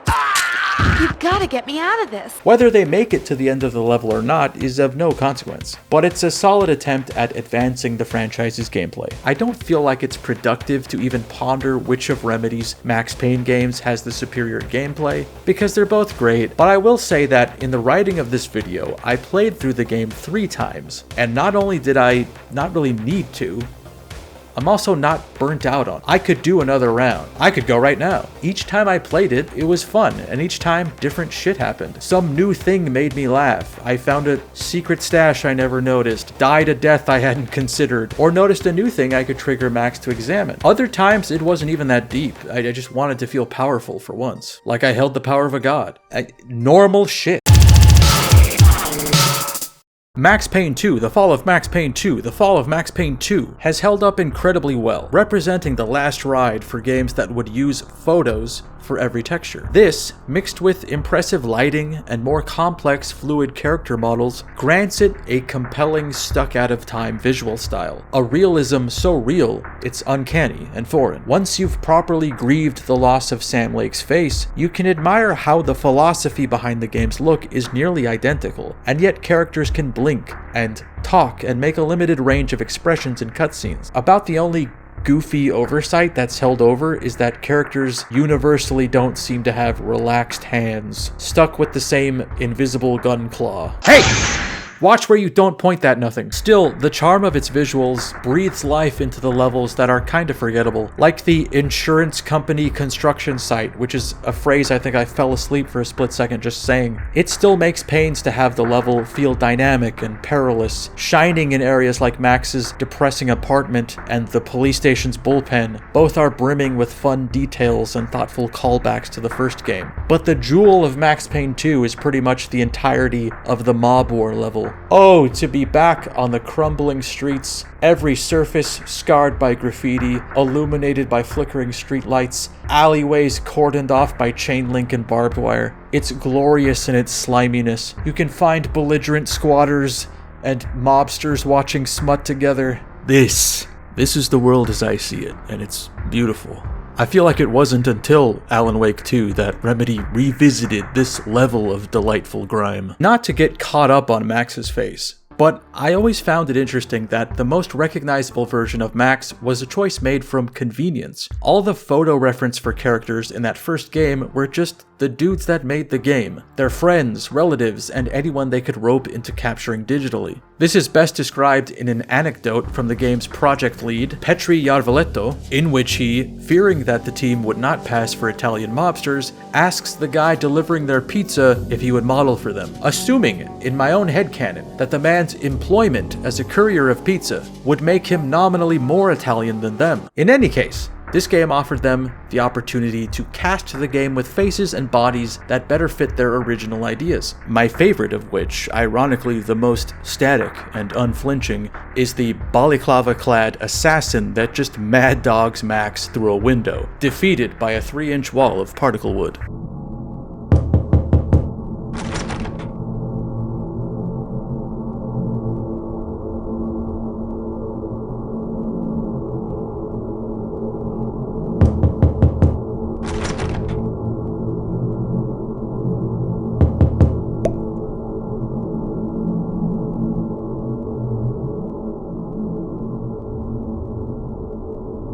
Could you open the door? James McCaffrey once again carries the game as the grizzled, dreary voice of Max. There are things in life you cannot choose. How you feel. I had lain at the bottom of the hole long enough. Too long. Though he was a film and television actor in his own right, with a face already built for Max, you may remember him from his role as Max in an episode of Sex and the City. Hey, Max! Hey! I did this goof in the last video, but seeing as though he has passed quite recently, I think the whole diminishing one's career down to a single bit part in a series gag has lost its luster. He had a lot of larger roles that he was great in, like the firefighting drama Rescue Me. Couldn't open up, I wasn't emotionally available, blah, blah, blah. Are you? Oh, and you are. Hey, I got an excuse. I'm dead. Okay, fuck. Well, yeah, I could have picked a better clip. The man was a vital staple of the Remedyverse, lending his instantly recognizable, gravelly voice to iconic characters like Alan Wake's Alex Casey and Control's Zachariah Trench. Keep the Bureau safe. Did you hear that? It's the dead man. This time around, an actor named Timothy Gibbs was hired to represent the character, both in-game and in graphic novel cutscenes. Max's facial reconstruction proved to be a divisive decision. Artist intent be damned, people really liked Sam Lake's squinty smirk. So when screenshots of Max Payne 2 rolled around, a vocal majority of Max Payne fans collectively said, "Who the hell are you?" I wasn't as bothered by this and quickly came to temporarily accept this as the true, slightly wizened face of the character. But also, that feeling kind of faded. His face entering an amorphous, blurry shape in my mind that contorts into a myriad of pained expressions. Still, were I to pick him out in some other piece of media, say, oh, I don't know, Sex and the City, It's very funny. How funny is that? I still see it. Like, he's been infected with an illusory Max Payne illness. I can see Max there, behind the eyes. He was also in the 2011 film 11-11-11. Surely no deity could be responsible for so much pain, so much fucking misery. God is dead. Or maybe he was never alive. Not to be confused with 11-11-11, also from 2011. Really not a mix-up you want to make while editing a video, wasting time watching a straight-to-DVD horror movie that doesn't have the character actor you want to harvest a clip of that will amount to, 3 seconds maybe.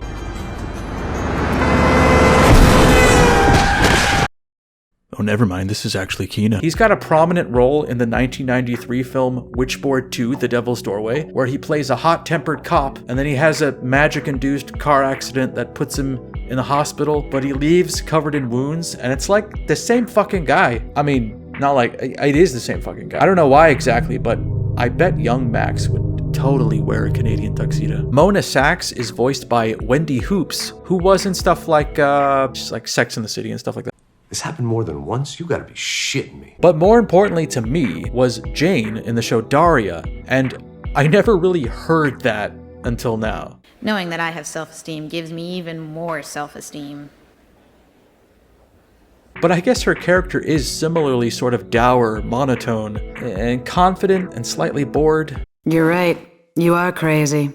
I'm a fugitive, Max. I just escaped from custody. It's a great performance, but her face belongs to author and model Kathy Tong, who was seemingly the only person in the industry living in New York City that wasn't in either Sex and the City or Law & Order. Vlad was voiced by Jonathan Davis, no relation, who would come to be known for narrating a series of Star Wars audiobooks, but he was modeled after Peter Giles. Prior to being in Max Payne 2, Giles was a TV character actor appearing in a bunch of stuff. I'll just pick one at random, say Sex and the City. You're married? I'm curious if he initially intended to be Vlad's voice as well, because from that point forward, he wound up taking a lot of video game voice roles. And amusingly, he's got an amazing voice. He could easily just be Max Payne in another timeline where McCaffrey hadn't solidified what Max sounds like. I'm not here to collect panties with phone numbers on them. I'm here to experience the cold absurdity that is being alive. I think Volatile Games also knew this, which is why they cast him as their great value Max Payne. Guys around the precinct called the nest the Shark. Seemed to me he was swimming backwards and drowning. If you I thought this game looked great, you can imagine how great I think it sounds. If you can't, here's a hint. It's great. Top to bottom. Sound design to voice acting to music, full of considerate detail. The sound of rain pattering against the metal roof of the warehouse in the game's opening.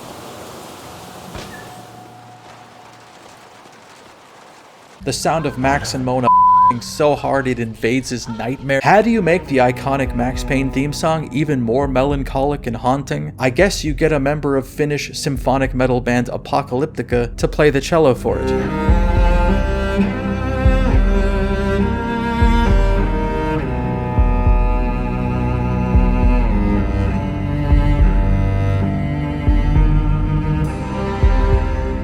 Both of the original game's composers, Kertsi Hataka and Kimmo Kayashito, return and provide an equally memorable soundtrack for the game. One that's slightly less bombastic and more pensive. Even in high-energy moments, there is an air of sadness.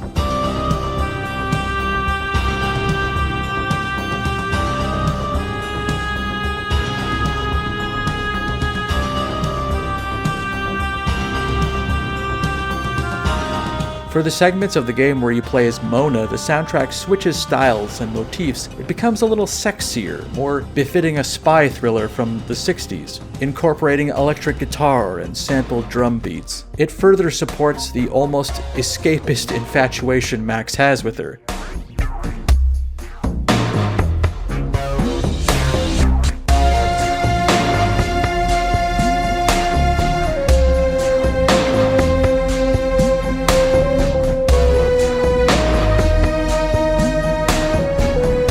like this is what's playing in his head when she's on screen. The Funhouse level is made even more memorable thanks to the track that plays on your first visit, a clear nod to Angelo Badalamenti and the Twin Peaks score. It's jazzy, mysterious, and playful.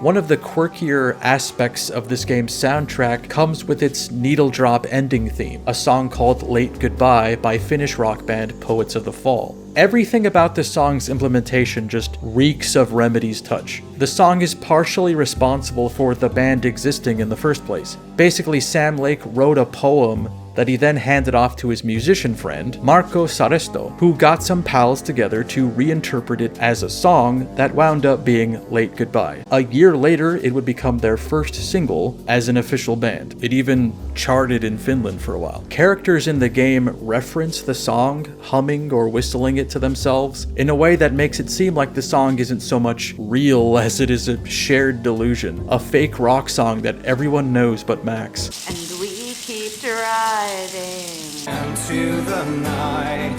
It's a late goodbye. This would kick off a long-running collaboration with them, with their music appearing in nearly every one of Remedy's games in some fashion. In a general sense, you can see Lake and Remedy beginning to toy with their shared universe and their amusement at callbacks. In Max's apartment building, we come across not only the first time Remedy would require you to rely on the sagely advice of a singing janitor, but he repeats a joke that echoes throughout just about every one of their games. His password blinking on the screen.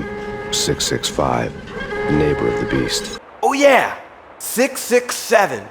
Neighbor of the beast. Get it? Yeah, I get it. 665. Neighbor of the beast, you know? All right. 665. 665. Neighbor of the beast. Get it?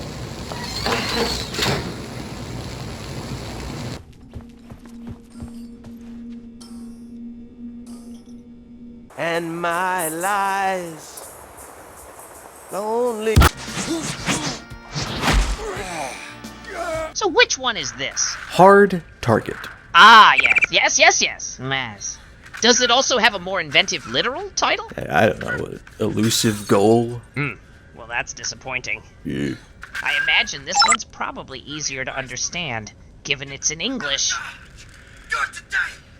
And tell that bitch girlfriend of yours to point her titties north and step on the gas! You'd think. Hang on. Something is... Oh, shit. Oh, fuck! I lost it. What a shame.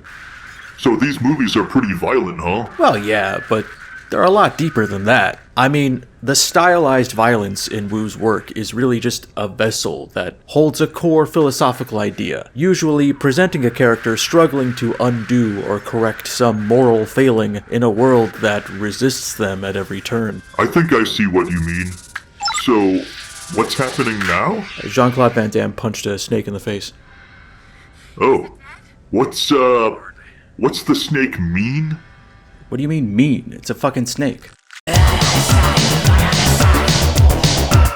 Too much emphasis on emotions. Unlike the first game where Max Payne had at least a can-do fighting attitude, in the sequel, he's always in conceding mode until the end, of course, and even then, it ain't always so. Sure, the bullet time and graphics are souped up a bit, but story-wise and gameplay-wise, this game lacks much of both. It was annoying enough that in the first game, Max had to walk through a couple of dark mazes, but what's worse in this sequel is that in at least 3 or 4 levels of this game, Max walks through while talking to himself in a more groaning manner, which is even more annoying. Also, too much emphasis is placed on Max's desperate love for Mona. Yes, there is supposed to be love noir crap in this sequel, but how much emphasis can you really afford to put on emotions until you make the game all sappy? Too easy and too boring if you ever want to play it again. Get it for a few bucks at eBay for what it's worth. I'm kind of fascinated by the opinion that sees the game's nuance and experimentation with genre and format as only annoying.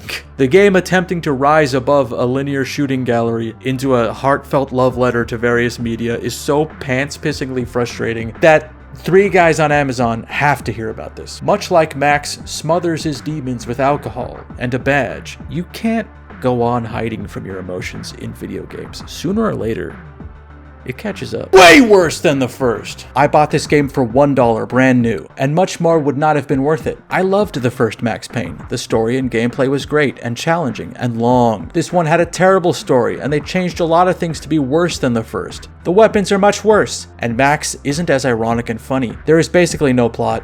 You just play missions. In one cutscene, Max gets shot point blank in the head and gets up with only a headache. The only reason I gave it 2 stars is because it was still kind of fun to kill bad guys, and I got it so cheap. This game definitely does not live up to the first and very much disappointed me. If you haven't played the first one, I definitely recommend it, but don't waste your time with the sequel. I don't mean to lean on implying that the people who write these are children. It's just that when I read them, in my head, the words are exiting a child. I think it's the distinct lack of descriptive vocabulary. The weapons are much worse. Like, what does that mean? What are they, less effective? Do they not shoot where you're aiming the reticle? This is not useful to me. You spent $1. You have no stake in this, Michael! Tedious exploration. This was the one I was waiting for. All the hype was there. All the expectations were there. It's a dud. Graphics are fantastic, although the Max face is unwelcome and disturbing, as has been reported by others. Where did they get this guy? The problem is that the game is 60% searching for an open door, following which something can happen. You spend most of the game time looking for open doors. That was okay and state of the art in the late 90s, but it's simply tedium for no purpose now. What is the benefit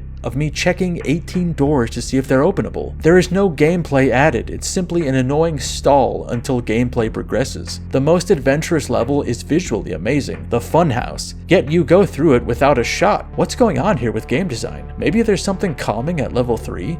But right now, I'm saying big snooze. Unworthy, not well planned. A programming failure with a graphics majesty. Overall, no fun. Just frustrating tedium. Remember, this has been 4 years since the original appeared. Shouldn't we expect something more than better graphics in this time of PC game evolvement? A shame. I feel like fucking aliens developed like a moron AI that's writing this. So if I'm following, like, you're bouncing off this game because to progress you need to move through doorways? I mean, sure, using some bizarre read of the way video games function, one could say, if you walk through a door, something can happen. If you don't, it's less likely that something will. But you could also say that about life. Also, there was not 4 years between games. There was a year and a half or so, which is an insane turnaround. Unheard of. Old school. This is not a first-person game. You stand behind him. The footsteps are exceedingly loud and annoying. With today's technology, I am surprised this is still being sold. I am sad to say I bought all 3 of the Max Payne series. It was a regretful purchase. Not a first-person shooter at all. This is a third-person shooter. As in a movie, you are looking over the shoulder. As in a movie, you are looking over the shoulder of the hero. You are not the hero. If that's what you're into, then the game is fine. But if you're like me and want to be the hero, then avoid this game. As with other similar games, such as Stranglehold, product descriptions leave out this aspect, an unforgivable omission. Okay, like, do you see what I mean? Am I the crazy one here? Like, what planet do these ideas hail from? Having, like, a disassociative break because of a game's camera perspective? I mean, maybe I just don't experience the same level of immersion as these guys, but I can't say I've ever been playing a third-person game and got caught up feeling like I wasn't the hero. That this made it more comparable to a film than a video game. Product descriptions leave out this aspect, like, look at a screenshot. Some mature rated things were taken out of this game. This version of Max Payne is not very good. I played this at a friend's house, even though I have Max Payne 2 on my computer, and they took out some, let's say, adult cheats. Yes, that's right. There is something in the PC version of Max Payne 2 that the Xbox and PS2 version don't have. Mona in full frontal nudity. Yes, if you saw a brief scene with Mona in the shower, that is all you will get in the PS2 and Xbox version. But in the PC version, there's a cheat where you can play Mona with nothing but her gun, if you know what I mean. And everything is detailed in her body, including her tits, and other places you don't want your 14-year-old to see. Basically, the PC version of Max Payne 2 is the original, mature-rated version. But the PS2 and Xbox don't have that cheat. The graphics on the PS2 don't match up the awesome graphics of the PC version. Bottom line is, if you want to see great graphics and great gameplay, not to mention explicit nudity, then get Max Payne 2 on PC, then Xbox and PS2. It's your choice. Firstly, I think the fact that you said places you don't want your 14-year-old to see is a self-report that you are 14. And a 14-year-old has, without question, seen the things you're terrified of speaking out loud. At the very least, in a classroom, if not in a water-damaged magazine you found in the woods or behind a shed, for instance. You know, this is actually a really insightful look at the gamer of the mid-2000s. He headcanoned an entirely alternate T-rated cut of the game that simply does not exist. The sight of a low-poly nude woman only unlocked through console commands was so integral to the experience that it may as well be an entirely different product. I envy that. Not having to open Twitter or watch the news and receive an ever-climbing amount of chip damage as you witness the bar for basic human empathy plunge deeper and deeper. If I could just be pissed that I didn't get the titties I was promised. I look at these guys weeping at the inability to goon to one optional outfit in Stellar Blade, and I envy it. To see the world through the eyes of a child.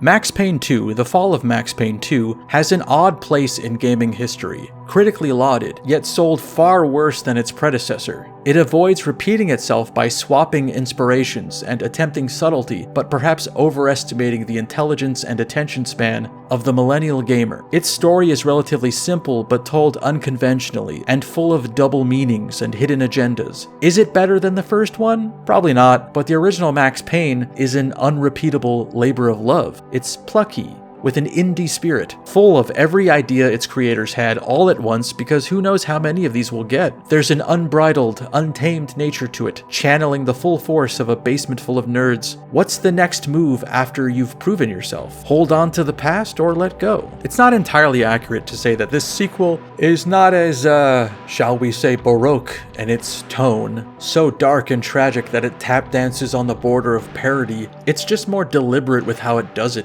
On top of this, it beautifully functions as a conclusion to Max's biggest case, the case of himself. It's a goodbye that parallels Remedy's relationship with the character. I can't imagine it was a coincidence that their next flagship series concerned a guy that used to write hard-boiled fiction, but now has to contend with its rights being in the hands of another. They're their own thing. They've gone with choices that are different from mine. I don't know. I guess I just wish I could have been more involved in making them.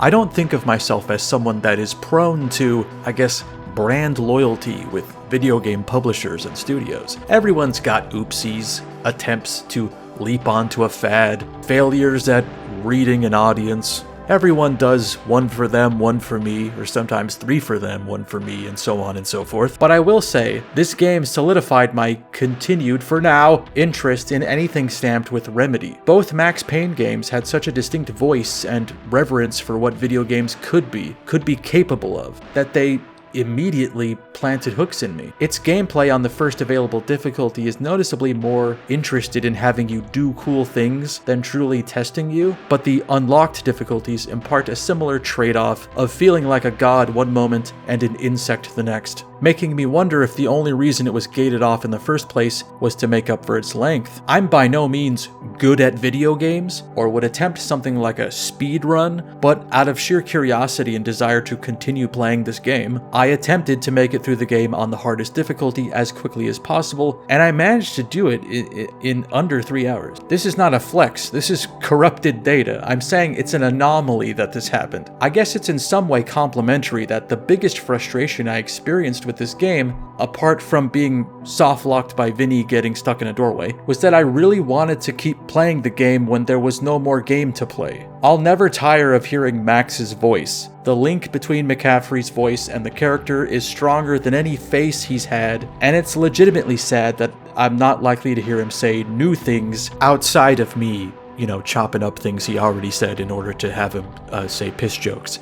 I'm not a religious person, or a spiritual person, or a hopeful person, but I do hope, in some regard, he's somewhere out there forgiving me for doing that. The cinematic flair of this game and rough beauty of its visual style have aged phenomenally, leaving me wondering how or why an update of any kind, would be seen as necessary. But knowing Rockstar's pedigree with this sort of thing, I have some degree of confidence in it at least being functional with Remedy spearheading it. This could change with time, but at the moment it seems like both companies have entered very polarizing positions in the industry. With the release of Alan Wake 2, Remedy has doubled down as purveyors of the passion bordering on vanity project, of big swings that don't appear to compromise creatively. Of course, there is a whole sorry subset of gamers that believe Remedy has sold out to some nefarious woke gay communist agenda, and to that I say, brother, I already bought the game. They made a sale, you can stop selling. Meanwhile,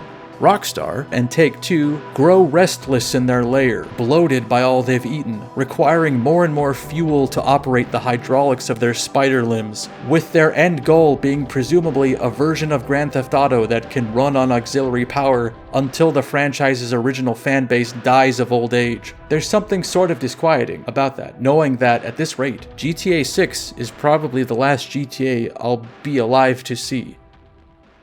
Just one more, and then I'll be free. That's the end of the video. Thank you for watching it, and I'm sorry. I hope you appreciated it. If you liked that video, please engage with it in some regard. Anything, doesn't matter if it's negative, just do something to me, make me feel something. If you'd like to support further, you can join my Patreon, where currently I have 3 videos, soon to be 4, that are exclusive to Patreon, and all concern various very silly paranormal subjects. I feel like I ate up a lot of your time already with a excess of 4-minute piss joke, so I won't keep you for much longer, but thank you again for watching the video or supporting me. And an extra special thanks to Ailing Uncle, 2Password for Kids, Aaron Kwolek, Agendine, Alexander Smith, Anarcho Himbo, Andre Perkins, Annabelle Fuchs, Aparts 89, Ari Orison, Audio Video, Bayard Brown, Beef Lightning, Ben Carnell, Ben Oliver, Big Abuela Energy, Close Quarter Wombat, Cole, Cormick, Kronicki, D-Sky, Dante de Glanville, Daphne Pittendry, Dark Raptor 86, Darkside Blues, Deluminati, Der Capitan, The Real Michael King, Devour, Dirk by Default, Dirt Person, Dr. Beard, DOS Days, Dwellin' with Darhraku, Edgy, Edward Avila, Fartmother, Fubi, The Kamikaze Watermelon, Garbage Day, Grimbeard's Favorite Twink.exe, Grime Bear, Grok, Gunmancer, High Food Court, I swear I didn't make this just to sub to Grimbeard, Ludex Alexander, Jack the Dave, Jared Bynum, Jason Corbin, Jay Alameen, J-Bo, John Dreffs, Joseph Zanoni, Kay Wiley, Carrot, Catherine Amelia, Labor Delenda Est, Mac Bellegarde, Marcy Bones, Michael Schmidt, Morg D. Trius, Noise Tank 01, Octo, oh my god, Amba Singh, Ona Hill, Puke Skywalker, formerly 410,757,864,530 gay cops. Racia to Space, Rahul Kirthi, Ray Fox, Roland, Saiko Gekido, Salvatore Tosti, Samuel Vanderplatz, Schlongva, Snapplefish, Zovil Fucht, Zovil Aboglabe wo dem Wieden Grosshamentier, Stephen Kick, Takeout, Tessuyin, That Iru Guy Loves You, This Deal Is Getting Better All the Time, Two-Stan, Tyler Collins, Where Am I? Help, Witless Moth, Worm, Zach Bishop. After much consideration and some credit card fraud, I've realized Piss Missile is a bit crass. Cum Cannon's where it's at, yo. Alfred Correa, Daniel Streb, El Jaguar, Eto, Ava Nerve, Giraffa. I'm really trying to think of a funny name involving goblins. Jeremy Silver, June Choi, Karen Rosenau, Catherine Graven, Klex, Lore, Lord Papula, Mr. Alpackelton, Savvy Fave, Smokey Jefferson, Swood Operator, T-Dog 8083, Zach Bagans, Lead Investigator for the IRS, A Hanging Chad, Albert Hunley, Alex Fisher, Aronai Says, Bang Flang, Binary Vision, Brady, The Sanity Tax Collector, Brozoof Jones, Cantankerous, Chimichanga Jones, Kodamite, Daddy Resnor, Daniel Moen Larson, David Offord, DeForzi, Drunken Badger, Fiona Summers, Fix My Brain, Gareth Farrow, Grass Eater, Grounded Valkyrie, Have a Wonderful Day, James Andrew Perla Adams, James Snipes, Jake Henny, Jetsun Jempel, Nawang Lopsang, Yeshe Tenzin Gatso, J-Man DX, Jonathan Pence, La Rodica, The News Elf, Liam O, Mad Monty 98, Make It Raynor, Neb, Ophelia Fishwife, P. Dizzle, Persian Air, Raul Garcia, Robert Brandon, Rowdy Roddy Peeper, Same Jima. After financial difficulties, I am returned. Still Rat Roundup's #1 fan. Well, I'm sorry to disappoint you with this game. Please check out Max Payne 1, Sonderbaum, Sorry I'm No Hero, Sugarboo, T, Technica, T Stony, 10-Beat, The Angry Pebble, The Condroid, Trenton Wilkins, Two Legs, 17 turtles in a tracksuit, 77 Elvis the King, a big gay rat, a squatting necromancer hanging at the local crypt, ASD 666, a shireling, Adan, Eris Arlecchino, Alistair Stewart, Alexander Olbrich, Ali G, Alistair Grout, Andrew Light, Andrew Lebrano, Andy Krieger, Arbiter Numbers, Ashley Hillsman, Astro Shepherd. At what point must a gimmick be acknowledged and abandoned? Atari Steed, Osella, Auspicious Whiskers, Babylon Broken, Balton, B-Top, Beef, Ben and Carrot Dowling, Benjamin Payne, Best Tiger, Bibi Effin Blocksberg, Bindle, Birdo Bathwater, Birth Was a Mistake, Life is a Curse, I Live My Life to Spite the Universe, Bishy 93, Biddles 99999999999999999. Bivdub, Blake, Bohemian Nobody, Bottle of Brannick, Brams, Brandon Frost, Brett Weaver.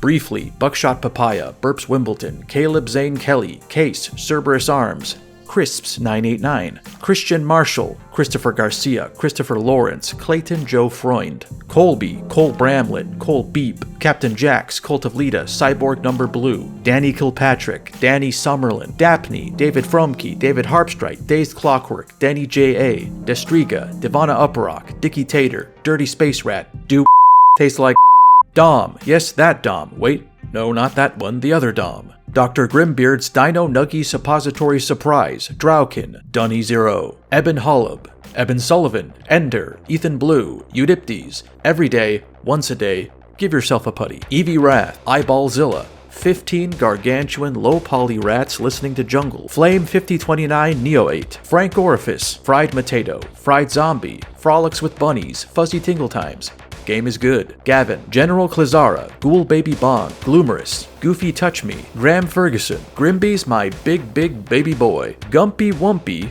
The Dwarven Fingerer, Gurneal, Haley Bobella, Harry Mason's Weird Feet, Haywood Jablomi, Hentai McToonboob, here for the Rat Roundup, sorry again to disappoint you, High-Res Titan, Hime Rowan, Hitoshi-san, hold on. Aren't those my shoes? Horror Show 93, Prothdell, Hug, Huron Lockhart, Hyborian Age Space Marine. I am without meaning, it is Gilgamesh, mightiest of nappers, who Patreons through me. I fart on my hand. I'm a goon. I goon hard all day. I'm one of the more famous goons. I goon for an audience of millions. I am the Lex. Ideas Theet. Aya Idamkin. INTJ loves her INTP. Irish wristwatch. Irish wristwatch. Irish wristwatch. Jacob O'Callahan. James Kelly. Jamie Forkner. Jameson Calvert. Jeff Ladd. Jeremy Langell. Joshua David. Just give me a name. Justin Darnell. K Nice and Ella Ray. Captain Ketchup. Carragera. Kayla Bivens. Kieran Walker. Kelly O'Neill. Kevin Hale. Kid Charlemagne. The FCC can't catch me. Kind Raku. Kingyo Ningyo. Kay Larstrup. Chris Odie. Crust Easy. Kurok the Famished One. Lakshasa. Lori Kubri. Leland Miliokis. Leopold Gloom. Legendary Dragon. M. Magic Meows. Mandalore Gaming. Mango Roxas. Marquois. Mason Trapp. Matthew St. J. Max Cohen. Mioan. Micah J. Best. Michael Anderson. Miles Phillips.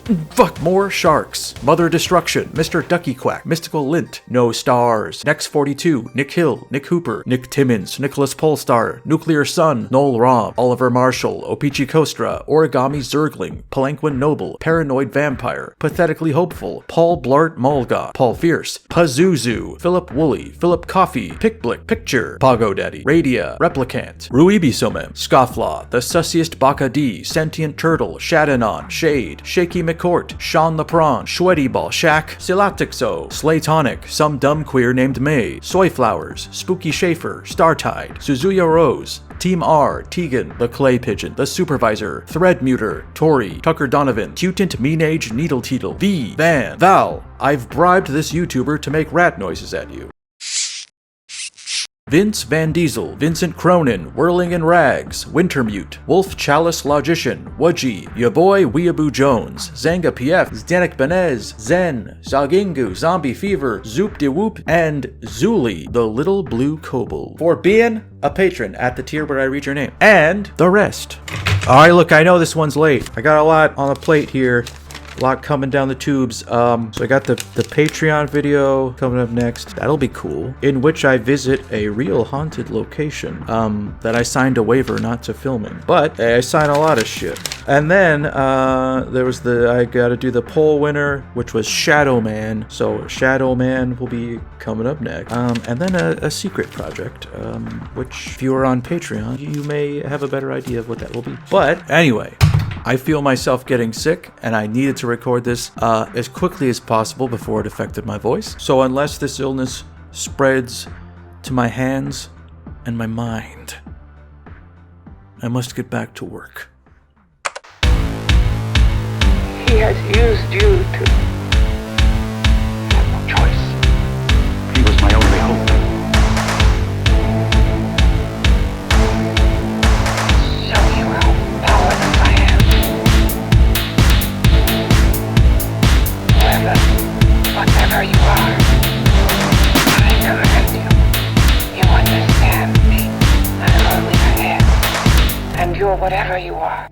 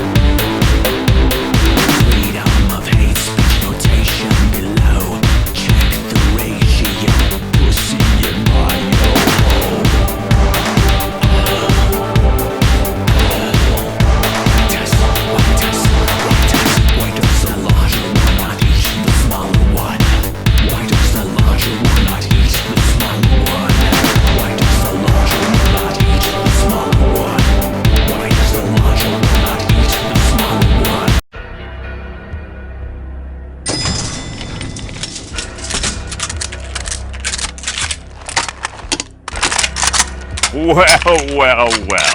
Looky who it is. Well, detective, did you have a nice piss? Bake 'em away, toys.